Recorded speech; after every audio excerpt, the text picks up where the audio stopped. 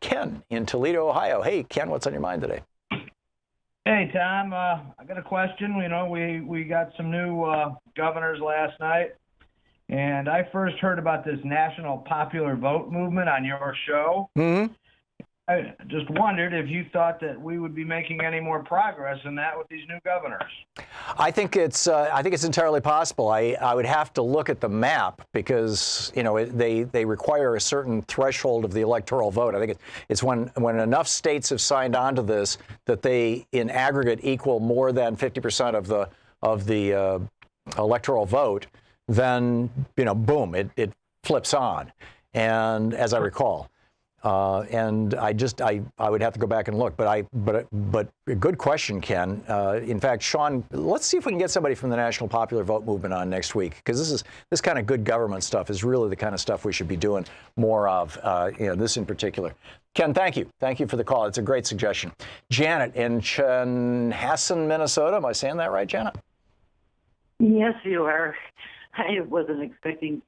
I just don't know when you're going to come in. Yeah. So anyway, well, you hear this big swoosh when you get put on the air, by the way, for people who are on hold or who haven't called in before. Yeah. When I push the button, you'll hear this whoosh, and then suddenly, you know, you're on the air.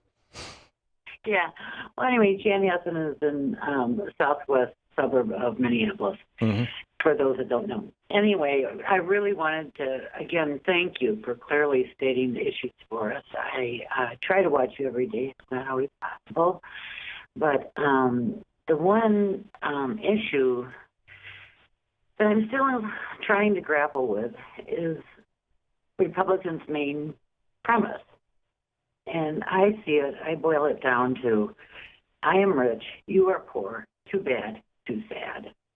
Yeah. And I want to believe in a world that wants everyone to reach their potential. Is there any hope somewhere, somehow?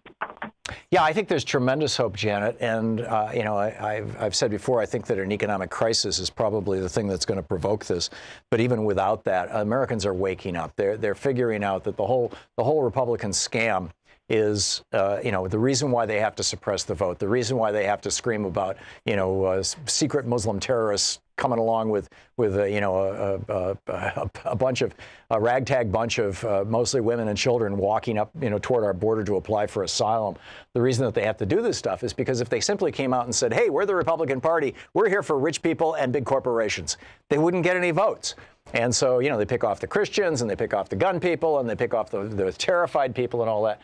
But I think that people are on to their game. Janet, thank you for the call. When you note that last night, 11 million more people voted for Republicans for Democrats for the United States Senate than for Republicans, and that 3 million more people nationwide voted for Democrats for the House of Representatives.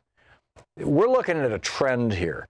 America is waking up, and as Fox sinks deeper and deeper into being the Donald Trump personality channel, I think that they're even going to start losing viewers and listeners. People are just saying, you know, this is crazy. I'm over this. Mike in Spokane. Hey, Mike, what's up? Hi, Tom. I just want to thank you for everything you do. I learn a lot from you. I want to talk about the way we vote in America. I live in Washington State. We're a mail-in vote only state, and it works great. I mean, you don't have to worry about. It does here in Oregon too. Off work, you don't. Excuse me. It does here in Oregon too. You guys took the idea from us.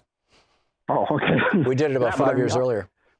Yeah, I mean, I don't see why there isn't a bigger push nationally to go to something like this, because I think it's because people just don't. Debacle and yeah, they just. I think the reason why is because people don't realize how simple it is and how well it works. I think the reason why Washington State got it was because, you know, there's so much intercourse, you know, interaction between Washington and Oregon, particularly since Portland's, you know, Vancouver's you know, not huge, but it's a consequential population center, and it's right across the Columbia River from Portland. And, you know, those bridges are just a, you know, a slammed mess. And because of that, and people in Washington State figured out that, hey, it's working pretty good in Oregon, you know, plus, you know, our radio stations throw a good signal into Washington. And I wouldn't surprise me to see California move in this direction in the next year or two. I think a lot of Democratic states that have, you know, progressive governments will be moving in that direction. Mike's spot on. Thanks a lot for the call. Lawrence in Williamsport, Pennsylvania. Hey, Lawrence, what's up? Hey, Tom. We need a Karl Rove on our side. I agree. I could. He's been on your show. I can picture his face in my mind's eye, but the chair of the Democratic National Committee, I couldn't tell you his name. Are you talking about Tom Perez? Tom Perez. Thank you. Right. I watched Donald Trump dominate the national news with these rallies. And he was very successful at it. It did exactly what he wanted as far as swinging the Senate and some of the governor's races his way.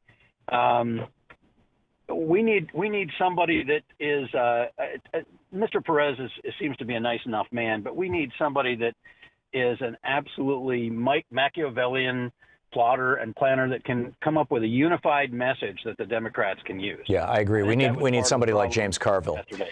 Yeah, Exactly. I completely agree. And Tom, as you said, Tom Perez is a nice guy, but he's just.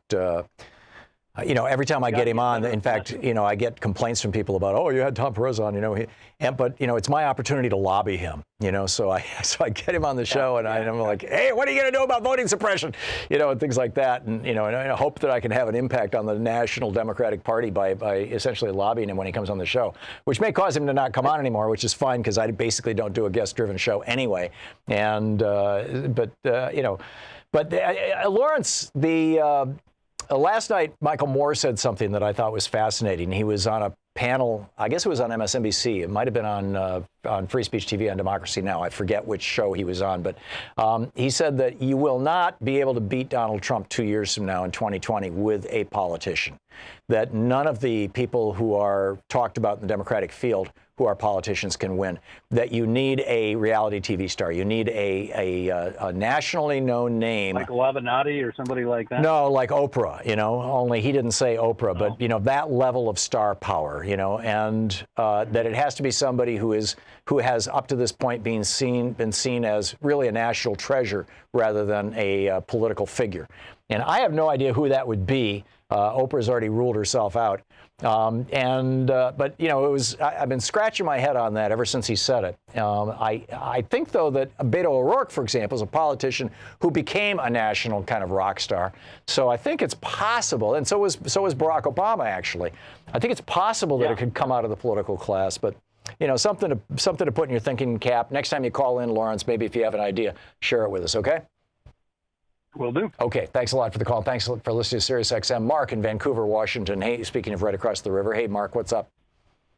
Well, first of all, I would like to kind of disagree with the fellow who just called from in Montana. Trump was there 3 times in the last 10 days, and Tester won. He just got they just announced he won. So I don't think Trump is as big as he thinks he is. I agree. I think it depends on the states. I think in some states Trump is a plus, and most states he's a minus. Exactly. But Duncan Hunter is the reason I called, and it's Duncan Hunter.